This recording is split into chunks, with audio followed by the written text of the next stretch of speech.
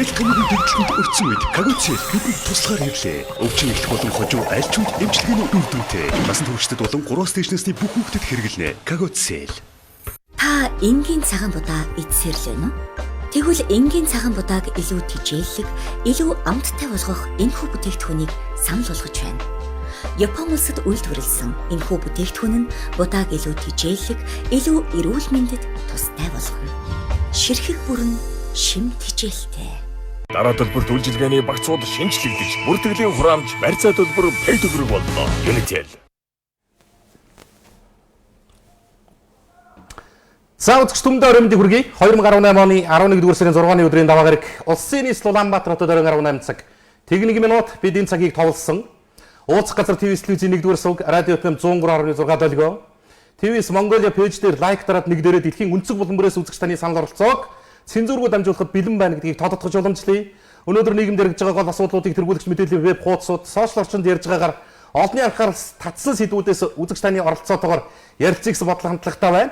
Асуудал хүндрэх төлөвтэй болчлоо. За ардын нам ардын цэцэг өнөөдөр ерөнхийдөө нэлээд хатуухан байр суурийг илэрхийлсэн их хурлын чуулганы хуралдаанаар хэд хэдэн асуудал авч хэлсэн. Ерөнхийдөө энэ хуралдааны үр дүнд Монгол ардын нам ээлжид баг хурлыг тодорхой тов тогтоон зарлал уралдуулах ийм нөхцөл байдал үүсэж байгаа гэдэг мэдээллийг бид дөнгөж дөрөвхөн сонсч дууллаа. За магадгүй энэ улс төрийн хариуцлагагүй нөхцөл байдал цаашаа үргэлжилбэл өнөөдөр төр төсөж байгаа төрийн эрх барьж байгаа улс төрийн хүчин энэ парламент огцроод энэ засаг буугаал огсохгүй ерөнхий сайд өөрийн санаачлагаараа огцрог хүртэл асуудлыг ярьж болно гэдэг ийм байр суурийг илэрхийлж байна. За энэний нөгөө талд нь бас энэ жижиг дунд үйлдвэрлэлийн зээл энийг тойрсон санхүүжилттэй холбоотой бас хууль хяналтын байгууллагуудаас өгч байгаа мэдээллүүд сошиалд нэлээд идэвхтэй явж байна. Дөнгөж түрүүхэн буян тухай дэх олон улсын нисэх буудлаас Туркийн чиглэлээс ирсэн нисэх онгоцноос жижиг дунд үйлдвэрлэлийг дэмжих сангийн нэр бүхий хоёр албан тушаалтнуудыг нисэх дээрээс баримжиллаа гэсэн ийм мэдээлэл бас явж эхэллээ. За ер нь асуудал хүндэрж байгаа юм байна. Нөхцөл байдал нэлээд бэрхшээлтэй ийм төвөгтэй нөхцөл байдалд орж байгаа юм байна. За одоо ямархуу шийдэл гарц гаргалгаа байж болох уу гэдэг асуудлыг ярихдаа зэрэгцээд нийгэмд бас нэлээд өндөр авч байгаа нэг сэдв бол шатхуун нефтийн бүтээгдэхүүний үнийн өсөлттэй холбоотой асуудал болчлоо. За автомашинтай залуучууд төрийн ордныг горголоод 2 дахь хоногоо үдэж байна.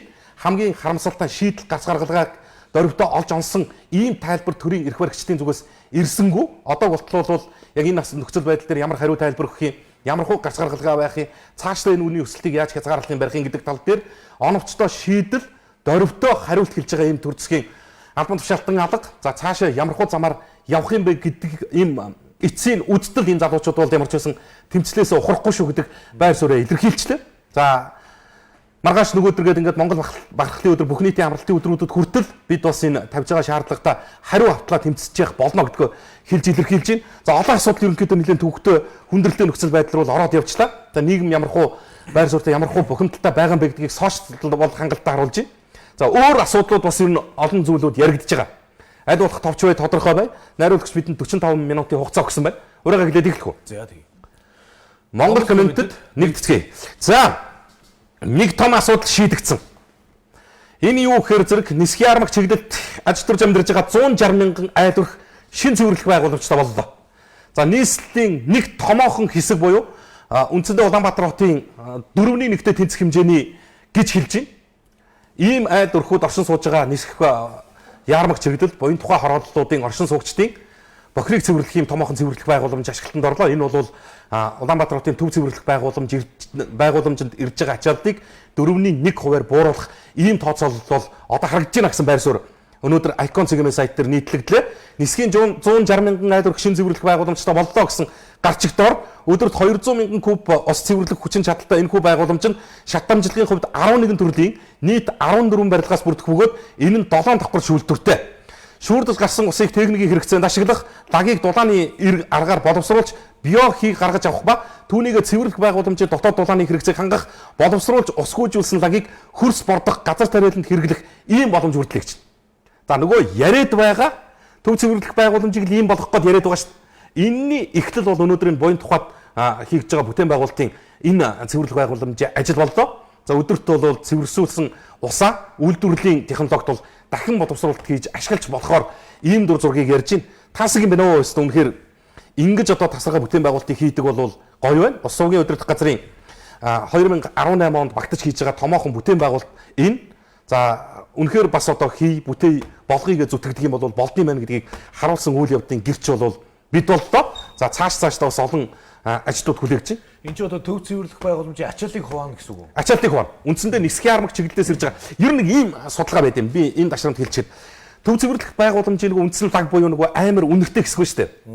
Энэ бол үндсэндээ бас яг нисхийн армаг чиглэлээс гол төлөв ирж байгаа энэ даг бол яг энэ нөгөө их нөө бохирдолтой баг зэргийн бохирдолтой нэг хагас цэвэршсэн гэдэг ингээд ангилчдаг юм байна. Мэргэжлийн улсууд энэ их гоё ярина л та. Би мэдэхгүй. Гэхдээ энэ чиглэлд хийгдгээр хичнээн төв цэвэрлэх байгууламжийн ачаалал 4.1% энэ үйлдвэр авчих ч гэсэн энэ цэвэрлэх байгууламж авчих ч гэсэн гарах үнэрийн 50% бол байхгүй болгоно гэж байна. Тэгэхээр ойлгомжтой болж байгаа юм. Тийм л юм байлээ. Ер нь бол цэвэрлэх байгууламжид очих ачааллыг 4.1-ийг байхгүй болгоно. Гэхдээ гарах үнэр нь бол 2.1 50% байхгүй. Хизэнээс хийж одоо нээлттэй хийчихэж байгаа юм өнөөдөр. барьж байгуулах ажил нь Дууссан. Бүтэн бүтээн байгуулалтын ажил. Би бол Ус сүнгийн удирдах газрын удирдлагуудыг өнөөдөр энэ дээр бас нэг гоё оноо өгмөр байгаа. Хийн гэж сенсацлах биш. Хийчээд бид нар хийчлээ гэдэг зүйлээ ярьж байгаа чинь бас их гоё ийм практик орж ирж штэ. Тэгэд нэг тийм баахан дарга нар зогсоод цагаан биелэгтэй тууц ажиллах биш. Энэ өнөөдөр том бүтээн байгуулалт томоохон асуудал шийдэж байгаа ч гэсэн ард нь хүлээгдэж байгаа ажил үр дүнгийнхаа хувьд бол болоогүй гэдэг ийм чаналттай явхаар бас нэг төрийн ажил бас нэг их зүв зүйтэй уршилж гэнэ гэж харж байгаа. За энэ боллоо. За тэгсэн бас өнөөдөр полицийн сайт их гоё мэдээллийг нийтэд хүргэсэн байсан. За бидний элэг нэгтнүүд юм да. Өвөр монголчуудын хандвар 3 айл гэртээ усан мэдээллийг политимын нүүр худсан дээр байршуулсан байлээ. Бас одоо Монголд орох оронгүй, өрх толгоолсон, өнчир чоцорсон олон хүүхдийн ээж болоод амьдралын төлөө зүтгэж явж байгаа энэ өрх толгоолсон айлуудаас бас амжиргааныхын төвшин нөхцөл байдлыг нь харгалзаад өвөр монголчууд голно. Өвөр монголчууд хандив тусламжаа цуглуулад 3 монгол өрхийн үе таалгыг шинээр нээж, өрх гэр гал голомтыг нь шинээр бадрааж насааж, болж байгаа үйл явдал бид нар бас энэ алга ташаалтыг одоо сүүлийн үед сошиалд бол лайк гэж нэрлэдэг байгаа. Энийг бол харамгүй өгчөмөр юм билэ. Энэ бол урам. Цаанаа бол ямарваа нэгэн үн өртөг төлөгдөхгүйгээр бие биедээ өгч болох хамгийн гоё nice cool мэдрэмж бол энэ байдаг шүү гэдгийг залуучуудад хэлэх гээд байгаа юм л санаачлага маань энэ. За бүтээн байгуулалтын энэ хийж хэрэгжүүлсэн ажлыг нь политимын сайтаа сангалттай сурвалжлаад нийтэд дуулгацсан учраас бид энд өнөөдөр яах гэж энэ мэдээллийг онцлож Монгол комментийн тэргуун мэдээлэлд дурдаад байгаа гэхээр зэрэг нэг ийм хандлага байгаа юм сүүлийн үед. Ерөнхийдөө одоо нэг ийм хужаа гэдэг нэг ийм үзэн ядалт нэг ийм нийгэмд байна штэ. Нэг бүлгэр байна. Энэ дотроо хятадуудаас илүү яг энэ зөвүүн өвөр монголчууд бүр их зөвүүн байдаг гэдэг нэг ийм ойлголт. Хин хизээ харьцаж үзээд хизээ тийм дүгнэлтийг өгсөн бүүмэд ямар ч нэг ийм хандлага байдаг. Эдгээр ч бас хүн юм бай. Сэтгэл илгэнд нь итгэлэн дандаа наашаа юм байна гэдгийг бодооч тунгаагаач гэж хэлж байгаа. Баярлалаа та бүхэн. За тэгжээд л ингэнэ. Мэдээ цэгийн маань өнөөдөр ийм мэдээллийг тавина. Жижиг дунд үйлдвэрлэлийн хөгжлийн сангийн орлогч дарга Б энэ нарыг онгоцны буудлаас баривчлаа. Гол асуудал руу орж шít. За өнөөдөр өглөөний тэг 4 цагийн үед авилга таймцаг газраас Чингис хаан олон улсын нисэх онгоцны буудлын дээр гүйцэтгэх ажиллагаа явуулсан. Тодорхойлбол жижиг дунд үйлдвэрлэлийн хөгжүүлэх сангийн орлогч дарга Б болон холбогдох албан тушаалтан энэ нарыг Турк улсаас эх орондоо газардсан даруйд нь саатуулсан. Нууц гүйцэтгэх ажиллагаа гэж тодтогч байгаагийн утсан тус баримтчилгааны талаар Чингис хаан олон улсын буудлын цагдаагийн алба мэдээг байсан. Өмнө тус сангийн захирал төгс бэлэг хөдөө аж ахуйн төрийн нарийн бишгийн даргын үүрэг гүйцэтгэгч инх бат нарыг саатуулсан. За бид мэдээллийн дэлгэрэнгүй удахгүй хүргэнэ. За ингээд өглөө ийм баримтчилгаа явагдсан. Энийний араас үндсэндээ төр засгийн төвчөнд бас ингээд төгшүүр зарлаад өндөр авсан үйл явдал өрнөсөн. За өнөөдрийн гол халуун сэдэв бол засгийн тэргүүний хэлсэн чуулганы хуралдаанд орж хэлсэн үг байлаа. Улсын хурлын гишүүн, засгийн газрын гишүүн, хүнс хөдөө аж ахуй хөнгөн үйлдвэрийн сайд Батцэргийг дүүрэгт ажилласан чөлөөлөх хэсэг асуудлыг хэлцэх энэ үеэр засгийн газрын тэргүүн чуулганы нэгдсэн хуралдаанд орж байр суурь илэрхийлсэн. Монголд бол хариуцлагагүй зод бүрэн утгаараа нүүрлсэн гэдгийг хүлээн зөвшөөрлөө. Ерөнхий сайд нь өөрөө. Бүх хэлбэрээр энэ төрийн албан тушаалтнууд төсөв төртөгтэй энэ байгууллагуудад газар авсан байж байгаа хариуцлагагүй нөхцөл байдалтай тэмцэж үзлээ. Одоо хүчин мөксөлөө. Энэ улс төрийн тэр энэ нам эвсэл 20 оны сонгуульд орох оноо авах өгөх тухай асуудалтай ойлголт биш. Ер нь Монгол төр цаашаага байх юм уу юу? Энэ парламент бүрийн эрхийг хэрэгжүүлж чадах юм үгүй юу гэдэг асуудлыг ярьж байгаа төрийн тэргүүнтэй хүртэл байр суурьаараа би нэгдэж ийн гэсэн. Ийм асуудал төр бол ерөнхийлөгчдөө хүртэл санал нэгдэж байгаа гэсэн. За араас нь ямар асуудлыг ярих гэхээр хэрвээ өнөөдөр ярьж байгаа энэ асуудал өөрчлөлт шинжилт хийгдэхгүй юм бол би ерөнхий сайдын хувьд Монгол Ардын намын эрх барьж байгаа намын даргын хуваар байр суурь илэрхийлье. Хугацаанаас өмнө засгийн газрыг огцруулах асуудлыг би өөрөө гаргаж тавина шүү. За ингээд яах юм? Тэгээд яах юм гэхээр ерөнхий сайд яасан гэхээр энэ зүйлийг хэлсэн. Зээлээ төлөө жижиг дунд үйлдвэрлэлийг дэмжих сангаас зээл авсан юм бол энэ улсууд зээлээ төлөө. Тэгээ ард түмнээс уучлахгүй. Хэрвээ зээлээ төлөхгүй ард иргэдээс уучлахгүй бол ийм нэг ч хүнийг дахин сонгуульд нэр дэвшүүлэхгүй гэсэн. За ингээд энэ мэдээлэл явна залууцком дээр энэ мэдээлэл гарна. Араас нь их хурлын гишүүд түрүүчээсээ нөгөө гүрийгээд байсан усууд одоо бүр дургууд хүчгүй гэдэг шиг ингээд уучлахгүй ч гэлж. Төрсөн хүүгийнхаа талаар ярьж байгаа шүү дээ. Одоо би ч баг нэг хүний өмнөөс л одоо уучлахгүй хол болчоод байна да гэж байгаа гишүүний яриа аргагүй ихэнд би одоо 20 оны сонгуульд нэр дэвших шаардлагатай байгаа учраас уучлахгүй л шүү. Их хурлын чуулган дээр ерөнхий сайд гишүүдийг бол бас уучлахгүй байгаа гэдгийг бас хэлсэн. Хүний өмнөөс би одоо бас уучлахгүй гэж. За миний одоо үр хүүхдтэйгээ хамгаалалтын компани бас гэдэг 800 сая төгрөгийг зээл авсан. Энэ дээр бол Монголын том нийгэм өөрөө бас их нэлээд хөндлөлтэй байгаа. Гэдгийг бол маш сайн ойлгож байгаа.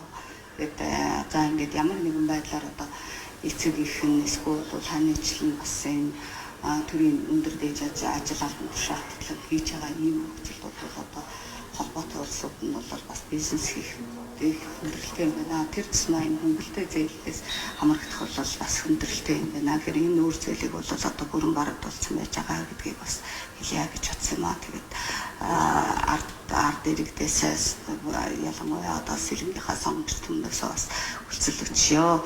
Хүний өмнөөс одоо өөрийнхөө хүүхдийнхээ өмнөөс асуу гэж уучлах гэж байна гэдгийг бас хэлье. Ийм л болоод байгаа юм. Дахиад нэр дэвшихийн төлөө гэсэн үг. Дахиад нэр дэвшихийн төлөө өөрөө хэлж ш тэргээ. Хүний өмнөөс. Тэр хүн нь хүүхэд нь واخгүй юу?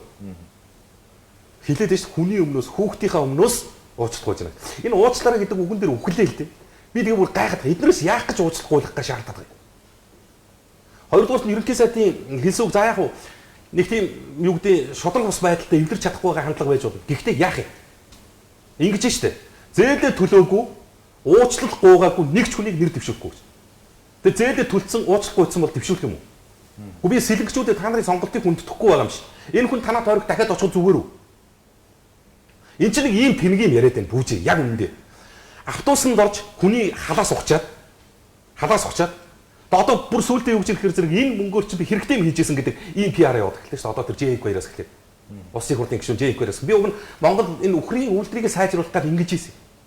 Хүний автобусанд орж кармагийн нухаж төрөвчийг авчаад тэгээд төрөвчин доторх мөнгөөр нь дахиад худалдаж аваад гаргасан үндгийн зарж чинь гэхдээ таанагт хэрэгтэй шүү дээ гэдэг. Миний төрөвчийг гусцсан баг явахгүй юу? Тэгээ миний төрөвчин дотор байсан мөнгөөр дахиад авч тэжээгээд өндөг гарангуут нь би өндгөө таанагт ирүүлээ зарж байгаа. Энд чинь таанагт хэрэгтэй. Ийм юм руу явлаа шүү дээ. Тэнийг одоо Монгол улсын энэ ял хөдлүүлж байгаа шоронгуудад хичнээн хулгай хийсэн хүн байгаа. Үгүй. Тэр хүмүүс чинь бүгдээрээ одоо уучлаарай гэх юм бол одоо бүгднийг суллах байж. Уучлаарай чинь багсыг хүчрээ. За тэгвэл би уучлахгүй. Уучлаарай би үнэхээр зээл авцъя. Бас яг эднэртэй адилхан зээл авцсан. Тэгээ миний зээл харамсалтай нь юу гэхээр зэрэг 3% хүүтэй биш. Одоо жилийн 30-40% хүүтэй ипотек байхгүй. Уг нь бол 8% гэдэг нэртэй. 10 жил төлөөд байхад үндсэн зээлээс маань 11% ч хасагддаггүй тийм зээлтэй маань. Одоо уучлаарай. Тэгээ миний ипотекийг хаагаад өгөх юм уу? Ийм эргүү юм ярьж штэ. Эднэр бол ямар ч ёс зүй алга. Би монголчуудаа бүр үнэхээр хариуцлаа. Ямар ч хизээч би альч төвшөнд нь намж ирэхгүй. Аль нэг намын талд нь гарч талтахгүй.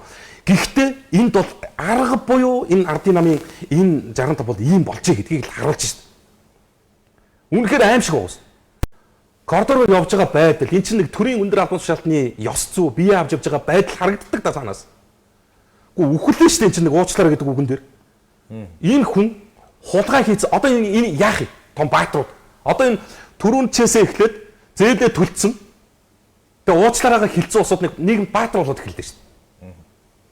Би бол ястаа баг их хурлын гишүүдээс анх удаага би яг зээл авцснаа хүлээн зөвшөөрлөө шүү. Тэгээ би энийг өхрийн үйлдвэрийг сайжруулах гэсэн. Гэхдээ уучлаарай гэж хэлснээр одоо Баатар одоо яах юм? Төрөөс хулгай хийцэн.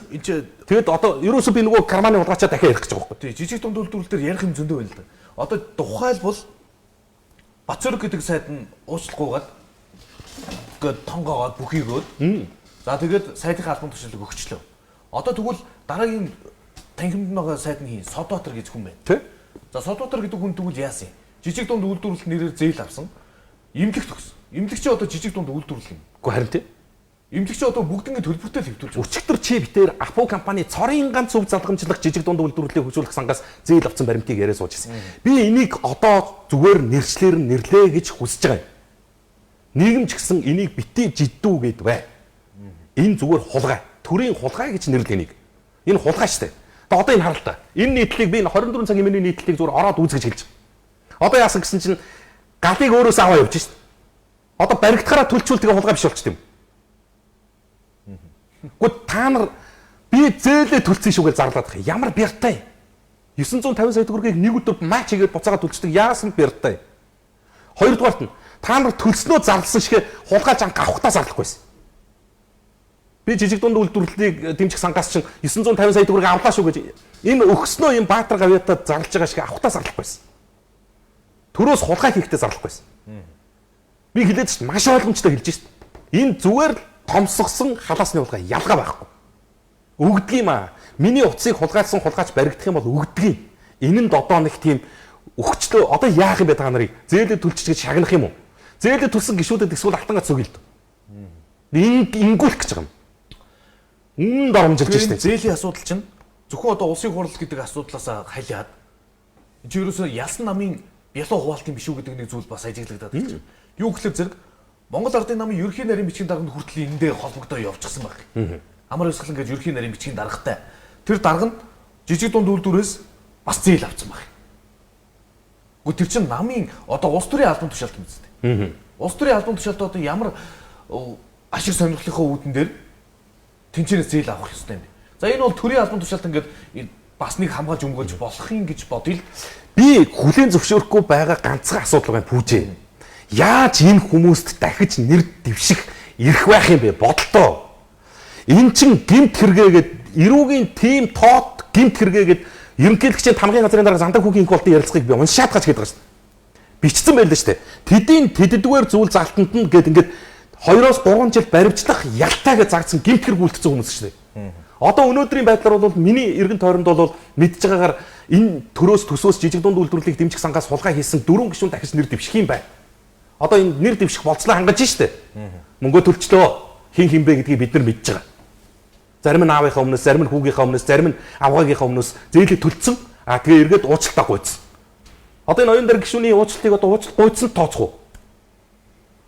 Хүний өмнөөс, хүүгийнхаа өмнөөс гуйж байна гэдгийг одоо гуйцсан тооцох уу? Ингээд энэ гишүүд дахиад нэр дэвших мандат авч байгаа байхгүй юу? Хамгийн шогийн нэг. Би уучлах байгаад буцаад өгч л байсан биз дээ гэж. Би уучлалтаа гуйцсан, буцаагаа өгцсөн. Тэгээд нөгөө нэг яг нөгөө ерөнхий сайтын тавиад байгаа шаардлагыг хангацлаа шүү дээ. Ингээгүй нь бол нэр дэвшихгүй гэж байна. Энд чи юу болж байна л гэдэг зүйлийг л яриад би ер нь төрийн бүх эрх мэдэл зөвхөн ард түмний гарт байна гэдэг тэр үндсэн хуулийн зүйл зарчим чи хайцсан юм бэ? Бидний гарт яг ямар эрх мэдэл байгаа юм? Дэвшүүлмээргүй байж тээ энэ улгаач. Юу нэр дэвших вэ? Юу уучлаараа вэ? Эдний уучлаараагаар одоо хүн яах юм? Бүр юм ялтай гэмт хэргийн тухай асуудал яригдчихэж штэ одоо. Гэж яхад ийм юм ярьж байгаа гэхээр бол бүр үнэхээр сонирм. Тэгээ эн чи одоо яаж юм гэхээр зэрэг нөгөө эцсэн хүн алдна гэдэг шиг болж эхэлж штэ. Арга байхгүй юм асуудалд ороод явуулсан PR нь буруудаад нөгөө би л уучлахгүй чих юм бол ингээд болчих юм байна гэдэг асуудал нь болоод эхлэхээр зэрэг өөр хин нэг барьж өгөх гэж байгаа байхгүй. Жишээ нь одоо концессионуудад эхэллээ шүү дээ. Ийм өвөөгүй болж эхэлж байна. Энэ ялгааг төрийн түвшээ бол надаас илүү мэдж байгаа. Концесс гэж юу вэ? Сонгон шалгаруулалт гэж яаж өгдөг юм? Хувь компани өөрөө санхүүжилтээр хийсэн ажлынхаа мөнгийг эргэж улсад хүлээж өгөөд системтэйгээр буцааж авахыг чинь хэлж байгаа шүү дээ. Одоо жижиг дунд яах вэ? Энийг халаатгаж гэдэг ийм юм руу явлаа. Энд олон зүйл байгаа. Хүлээн зөвшөөрөхөөс өөр асуудал хандлага байхгүй. Бүгд ингэж ярьж байгаа. За icon дэр байна. Бацаандаг гişүүн Бацрэг сайдыг огцрууллаа гэд Монголын төр маргаа сайхан болох уу гэж. Чи юу гэж бодож байна вэ? Сайхан болох уу? Үгүй шүү дээ. Тэгээ ийм л зүйл. Хив хивээ. Энэ дэр ингэж гişүүд байр суурь ирэх. Бацаандаг гişүү.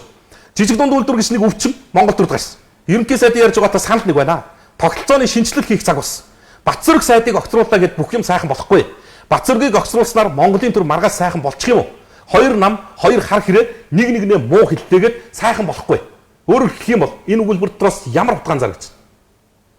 Бидэнд ч гэсэн ардчилсан намдч гэсэн хийсэн балаг өч байна гэдгийг хэлж байгаа. Бямцгдаг шүү. Хоёр хэрэг нэг нэгнээ муу хилээд төр сайхан болохгүй. Хүнс хөдөө аж ахуй хөнгөн үйлдвэрийн сайдын эрхлэх асуудлыг хүрээд Бацрэг сайд өргөдлөө өгч бид огцруулж өргөдлөө өгсөн жишг болох зүйлдэл энэ хүн өнөөдөр огцорж байгаа ч хэд хэдэн чухал ажлыг хийсэ. Тодорхой хэмжээнд салбартаа сайн ажилласан ч сангийн үйл ажиллагаатай холбоотойгоор улс төрийн хариуцлага хүлээж байгааг нь дэмжиж байна. Зээл авсан гишүүд ёс зүйн хариуцлагаа хүлээгээд ард түмнээс уучлалт гуйчаач. Мэдээж хууль хяналтын байгууллагад шалгаад хүнд ямар хариуцлага тооцоо шийдэх байлгүй. Гэж байна. Өөрөөр хэлэх юм бол гишүүд тэр жижиг дунд үйлдвэрлэлийг дэмжих сангаас зээл авсан бүх гишүүд бөөндөө байжгаад одоо яг нэг тийм Япон жишгийг яриад штэ. Японы улс төрд байдаг тогтолцоог энэ манад байх бүтэхгүй. Одоо бол бид баг нэг үгийг эднэрээс гуугаад байгаа байхгүй. Би өчигдөр хэлжсэн дахиад хэл. Уучлаарай гэдэг үгийг хэлчихээ тэгвэл өвшөөх гэдэг юм. Яг ингэж бид нар дахиад угаалгачихсан.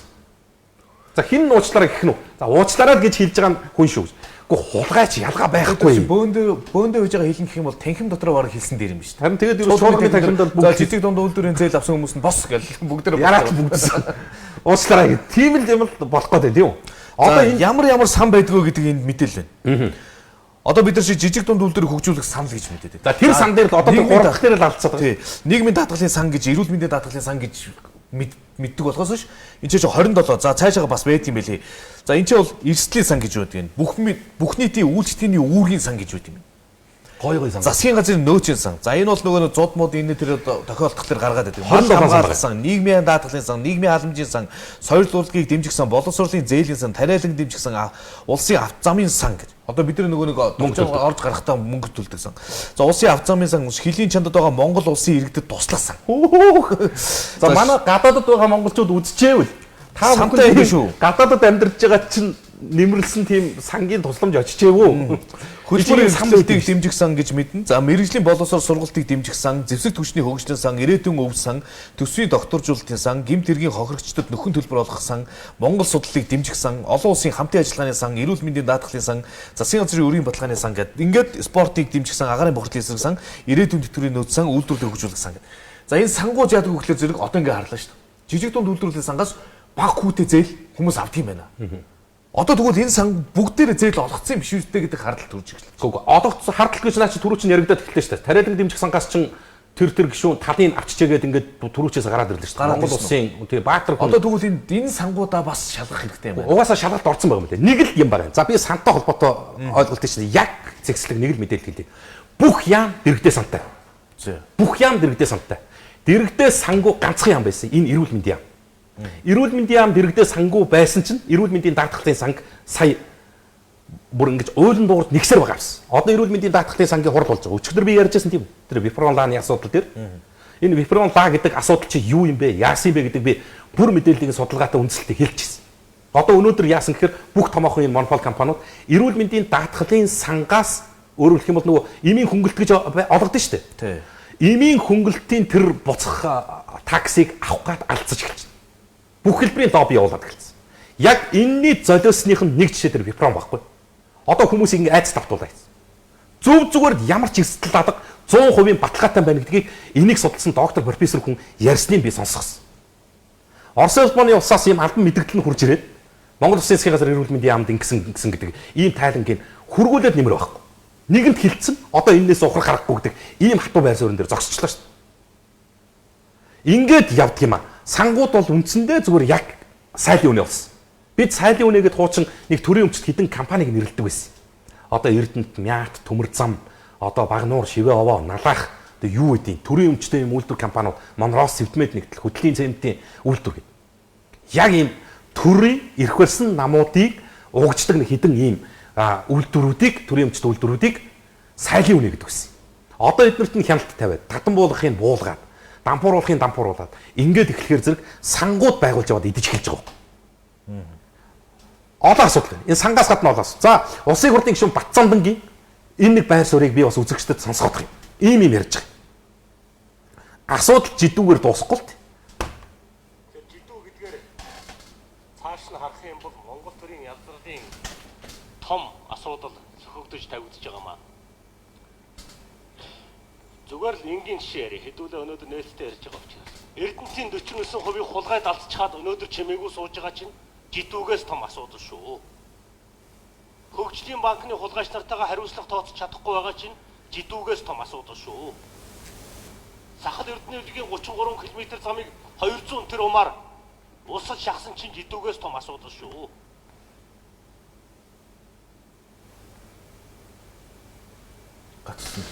Гацчлаа. За яах вэ? За ер нь хэлжлээ шүү дээ. Эрдэнэтийн 49 км замыг 200 тэрбумаар 30 км замыг 200 тэрбум төгрөгөөр усаж яхсан.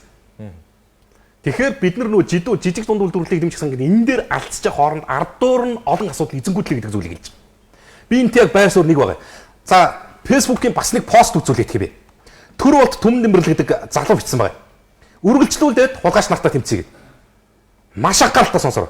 За сүүлийн өдрүүдэд жижиг дунд үйлдвэрлэлийг дэмжих сангийн үйл ажиллагаатай нийтэд ил болсон олон нийтийг хамарсан дургуутал зэвүүтлийн гол сэдэв боллоо.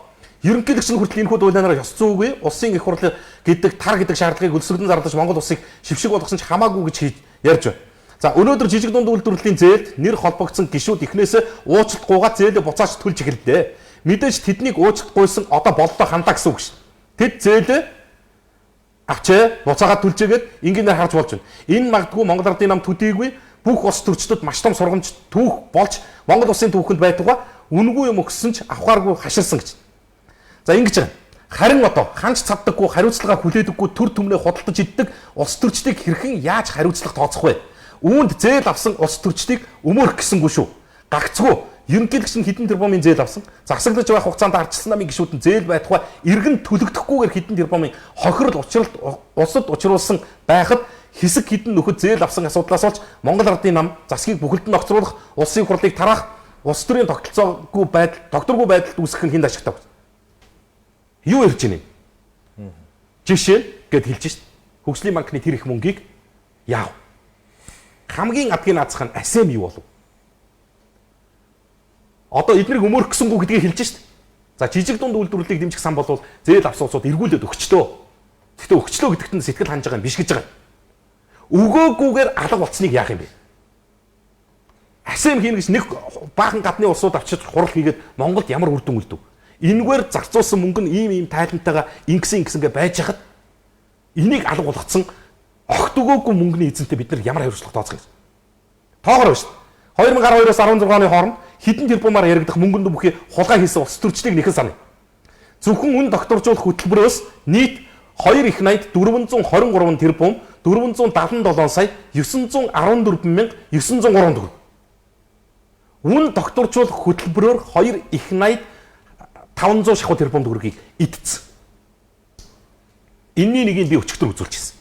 Тэр нефт импортлогч компаниудын авсан 260 тэрбум төгрөг. Энэ 2 их 84 тэрбум төгрөгийн 11-тэй тэнцэж байгаа юм. Цаана нь 19 хайчив. Чингис бонд 5 толгойд 450 мегаватт хүчин чадалтай цахилгаан станцыг барихад эхний ээлжинд 50 сая $50 төсөлсөн. Энэ гудамж төсөлд 200 хүртэл сая $50 зарцуулсан. Тэр шинэ төмөр замын төсөлд 280 сая $50 зарцуулсан. Энэ хайцыг. Энэ бол бүр иргэн төлөгдөхгүйгээр алгасан.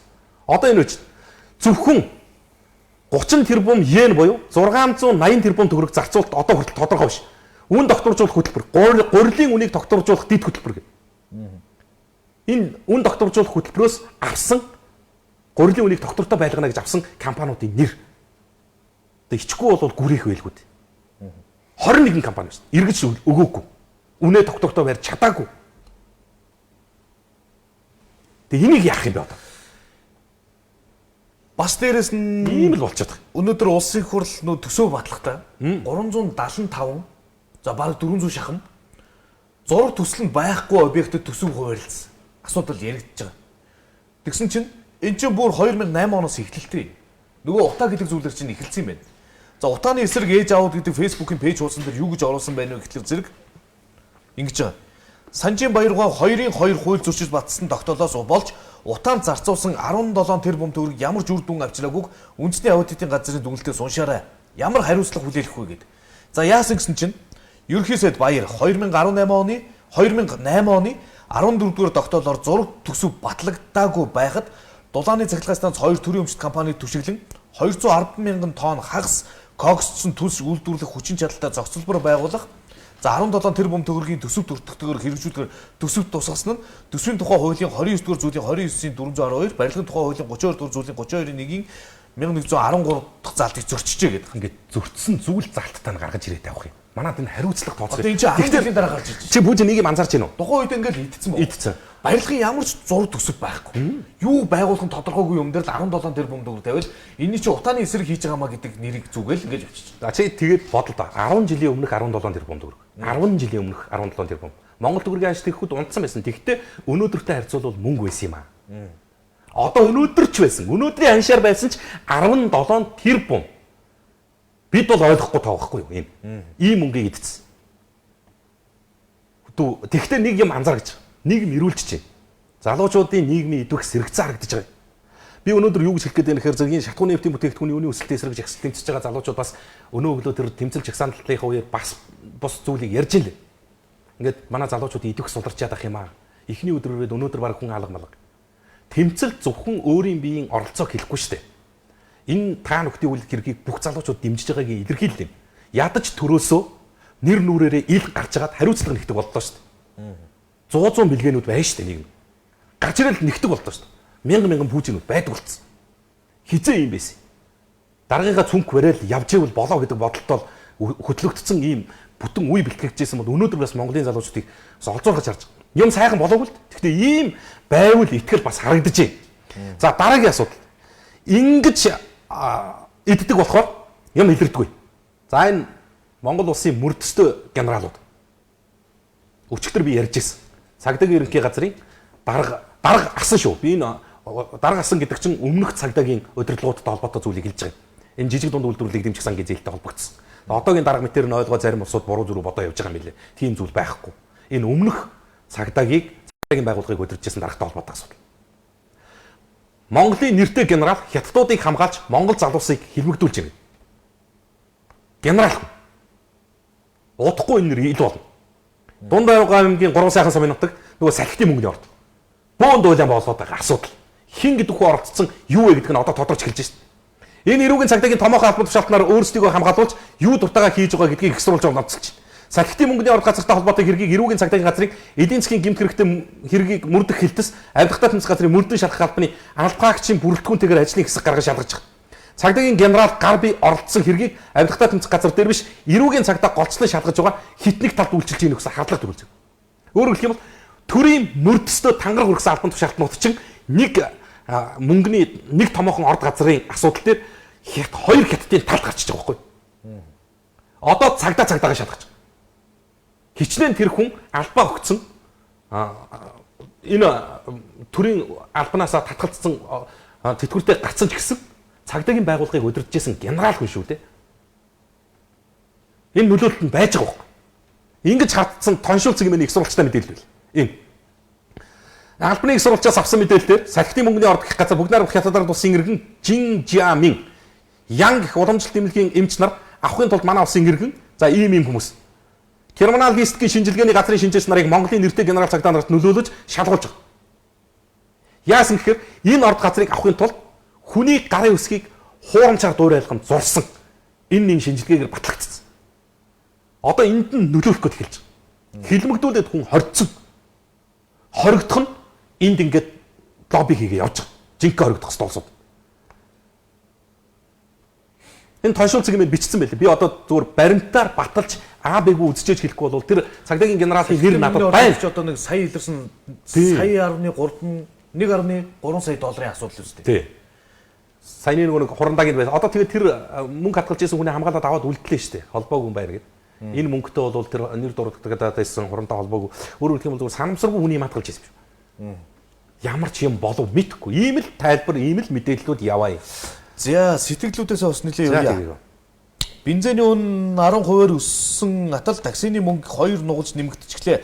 Тэгсэн чинь дагаад бүх бараа бүтээгдэхүүний үн өссөн байх юмаа гэсэн байна. Авилгалтай тэмцэх газар ажиллаа хийзээ хийх вэ гэж байна. Хууль төр цагдаа нийлж ард иргэдэд мүлжиж залгааж байна. Хулгайд холбогдсон гишүүдийг шууд 461 рүү ачиж чадах хүнийг ерөнхий сайд болгоё гэсэн байна. Наадуулчин 3% зээл авчгаад тэрийг 30% зээл болгож эргэлдүүлж байсан гэсэн пост орсон байх юмаа л гэсэн байна.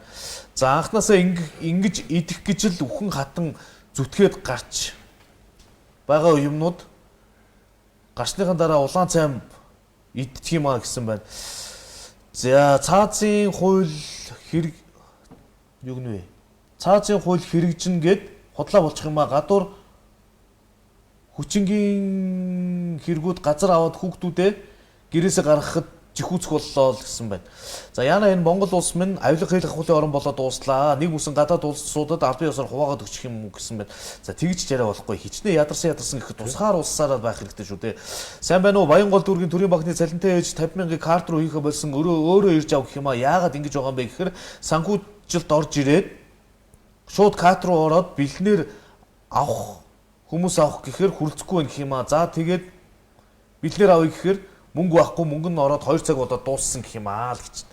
За Баянгол дүүргийн оюуны ундраа зохицол бүрдүүлгуудаа 22 дугаар сургуулийн хашаан дотроос гаргаж хаалганыхаа хажууд овоосон туйп чулууныхаа хогоор бага ангийн хүүхдүүдийг байлдуур савлуулах гэж хадгалаагүй юм бол хурдан ачна уу? 10 дугаар сарын 13-наас хойш 20 гаруй хоног боллоо шүү дээ. Сургуулийн орчин хүүхд дээлтэй орчин байх ёстой шүү л гэсэн байна. За улсын орлого боллоо гэж ямар ч хамаагүй зүйлийг цагдаа нар хурааж авдаг. Жишээ нь мод, машин, алт мөнгө зэрэг. За тэр бүгд хаана байна? Юу болж хувирдаг вэ гэсэн байна. За хамгийн ичмээр нь Монгол улс маань 1981 онд сансарт хүнийг нисгэж байхад Дубай хотынхоо шавхай тавиад барьж эхлээд 3-4 жил болж байж дээ. Хөөхий одохгүй Дубай нисдэг машинтай болох гэж байна шүү дээ. Монгол хүн сансарт хүнийг нисгэж байхад Дубай гэдэг хот шавар шавхайтайгаа зуралдаад байжсэн газар. Одоо тэнд нисдэг машин нисэж байхад Монгол улс шавар шавхайтайгаа зуралдаад байж. Бүх юм эсэргээр болсон. За өнөөдрийн гол сэдв. Гол асуудал руугаа оръё. Гол асуудал маань энэ. Шатхуун импортлогчид симхэн үн нэмсээр АИ92 бензин 432 төгрөгөөр нэмэгдсэн. Одоо орон нутгуудад байж байгаа Петровсын самбарыг харуулж байна. Дизелийн түлш 2590 төгрөг, АИ92 авто бензин 2240 төгрөг төрсөн.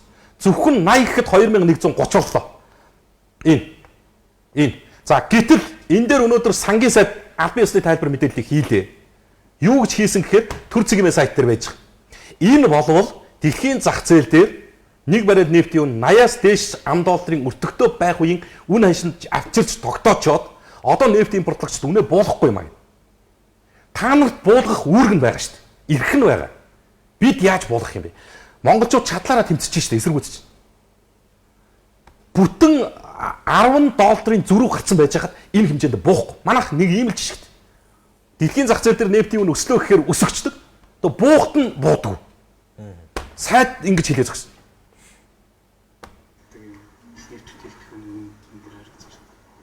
Энэ бол $72 гэсэн үг байсан.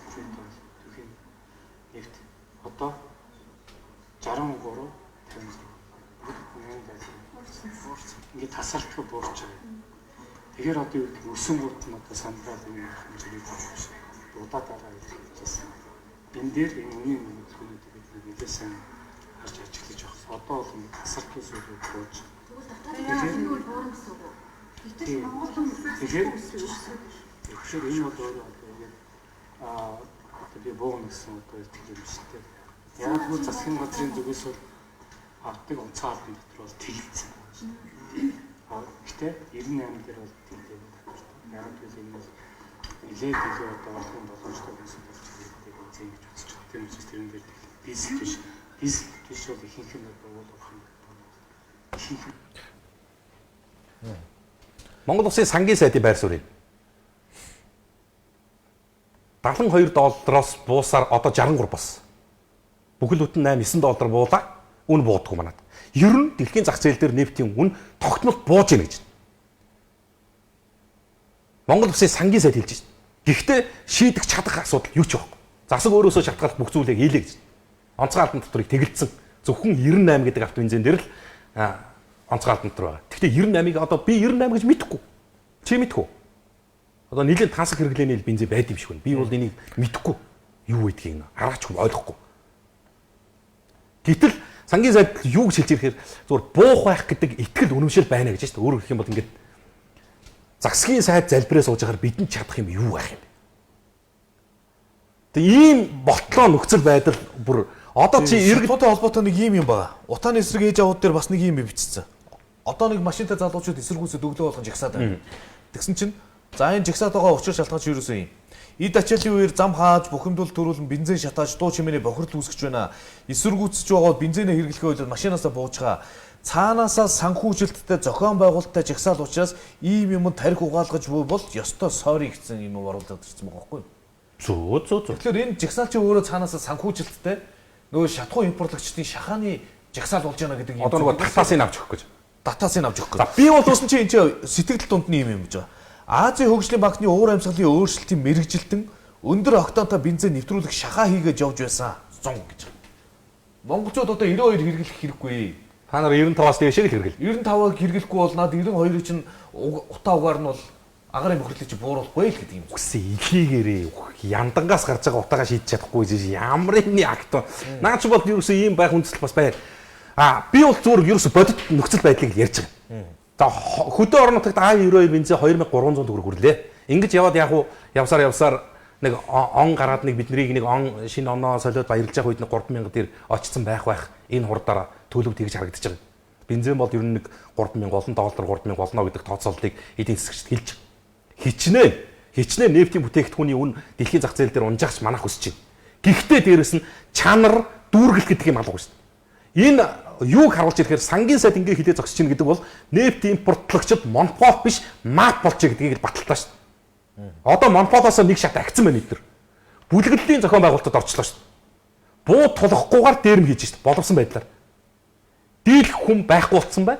Бүгд өгсөө хувилдсан юм бай. Дээрээс нь төрийн өдрөд галбан тушаалтнууд энэ хоронд нь ороод явцсан юм байна. Эхний жишээ. Сод Монгол. Би супер хорист. Би машинтай. Би банкад үлсэн чинь 87 авсан. 87 хийдэг 150 ням. Мэргэжлийн ялтай юм бол дуудаад мэргэжлийн ялтаар нь шахуулсан чинь. Энэ.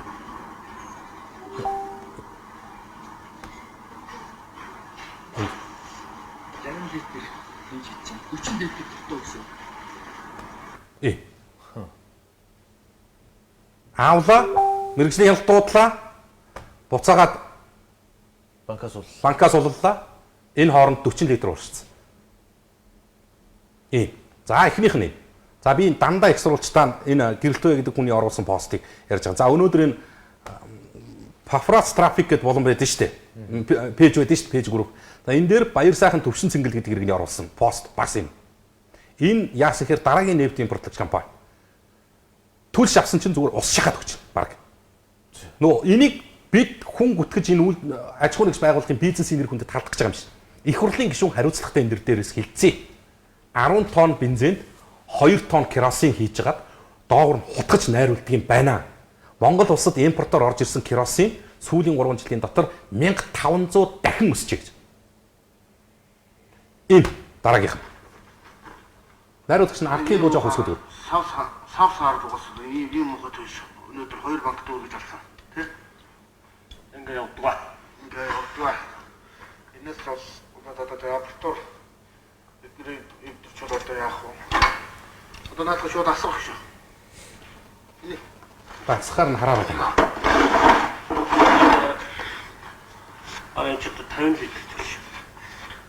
Бараг 100 литр гэж ингээ 2 түнш авсан 2 банк дөрвөлээ. Энэ араа төгөнд овсшиг юм уу? Зүгээр овсороо. Тийм үү? Юу тусаа. Болсон шүү дээ. Тэр усаад тусдаа тийш ингээ хийчих. За ингээд энэ болов бүх баримтцэлтэй энэ хуудсан дээр байршуулсан байна. Бензин шатхуу авсан, толооно, нөөтийн баримтаа бүх зүйлээ ингээ байршуулсан. Тэгээд энэ авсан компани энэ төр. За одоо яасан гэсэн чинь эргээд дарамтанд ороод гисэн. Бараг энэ тээврийн жолооч нар өөрсдөө бензин дээр ус хийчихэд энэ байгууллагыг хорлохгүй гэдэг ийм руу явуулсан. Яг тэгэхээр энэ нефтийн импортлогч байгууллагуудын ард дээр хууль хяналтын байгууллага, мэргэжлийн хяналтын энэ шалгалт хийх байгууллагууд нь халаасанд нь байгаа учраас иргэнийг буруутгах цэвэр боломжтой болчихж байгаа. Магадгүй одоо чив дээр ч гэсэн ингэ буруудаад явах. Хяналт шалгалт байдаг бол үнэн худлааг нь нийтэд хэлж өгөлд. За ийм зүйлсүүд байна да. Нефт импортлогчид гэж чинь үнэ нэмж нэг дарамт л. Тэгээд дээрээс нь хольж хутгаж давж шахаж нэг дарамт л. Нөө банкыг нь тэлж нэг дарамт л. Тэгээд хольж хутгаж нэг дарамт л. Энд чи одоо бүр арай л хэтэрлээ шүү дээ. Ард ирдэ хичнээн янзаар мүлжиж шулах гэсэн юм байна. Үнэ өсгөл болоо юм шүү. Тэгээд тэр өсгсөн үнэндээ чанартай шалгуунаад тайлбар ашиг үзтэй юм чинь. Харин тий. За нэвтрүүлгийн цаг дуусч байгаа юм. За 18 цаг 46 минут Монгол Коммент нэвтрүүлэг мегмар гарагийн дугаарыг танд хүргэсэн. Нэгдсэн нийлсэнд баярлалаа. ТВ-с Монголиа пэйж таны өмнө нээлттэй үлдэж байгаа. Маргааш 5 гараг Монгол Коммент 18 цаг тэг минутаас эргэж танд хүрнэ. За биднийг бас сонсох хэлбэр 103.6 гэсэн радио долгион дээр сувгаа тааруулаад сонсох хэлбэрээр бас бидний сонсох хэлтэй нэгдэж болж байгаа гэдгийг уламжлая. Өөрөөр хэлье. Монгол Комментэд нэгдэцгээе. Хаяг тэмдэг дэлгэнд өрцөн үед Кагоци бидэнд туслахаар ирлээ. Өвчин эхлэх болон хожуу аль ч үед эмчилгээний үр дүнтэй. Насан туршид болон 3-аас дээш насны бүх хүүхдэд хэрэглэнэ. Кагоци. Дараа төлбөрт үйлчилгээний багцууд шинжлэгдэж, бүртгэлийн хураамж, барьцаа төлбөр пэй төгрөг боллоо. Unitel. Дараа төлбөрт үйлчилгээний багцууд шинжлэгдэж, бүртгэлийн хураамж, барьцаа төлбөр пэй төгрөг боллоо. Unitel.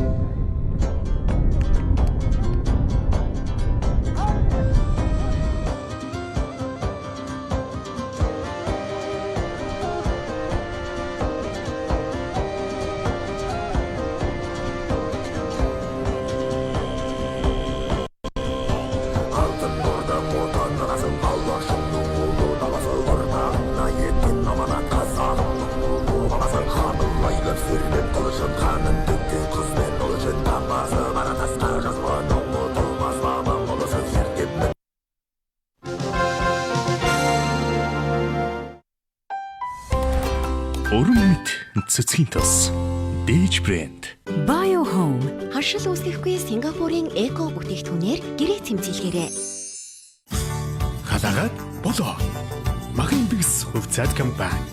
Цэр ховхолж уушиг цэвэрлэн зөвхийн балтай коплет сагаргүйн диакоп ханятнаас хагцсан Тааламжтай мэдрэмж Итали чанар Dermomid брендийн шампунь 3790 төгрөг сансрын бүх салбараар.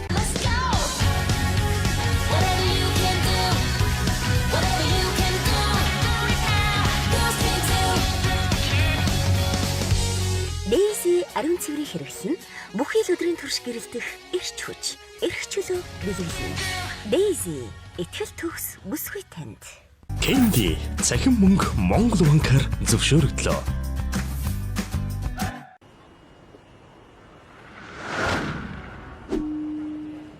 Үе мөчний өвдөлт болон бусад бүх өвдөлтийг намдаана. Citromax өвдөлтгүй амьдрал. Бүх эмийн сангаар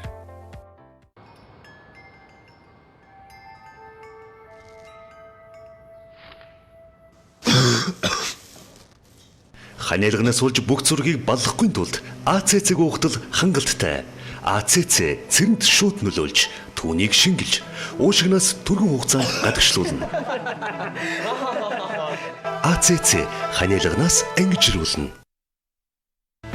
Хүн амьдралынхаа 3/1-ийг ажил дээр өнгөрүүлдэг. Ажлаа хийх цураа өдөрт 4-5 аяга шингэн уудаг. Би өөргөө нөхөхийн тулд өдөр бүр аарцдаг. Би дахлагаа дэмжиж өдөр бүр аарц уудаг. Би кальцаа нөхөхийн тулд өдөр бүр аарц уудаг.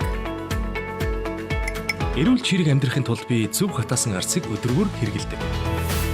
Өдөр бүр арцаан ууж зөвөр дархлаагаа дэмжиж. Зөв Монгол брэнд. Ердийн шампунь хагийг ихэвчлэн өнгөц ууж арилгахаас биш. Их усүртэй тэмцэж чаддгийг та мэдв үү?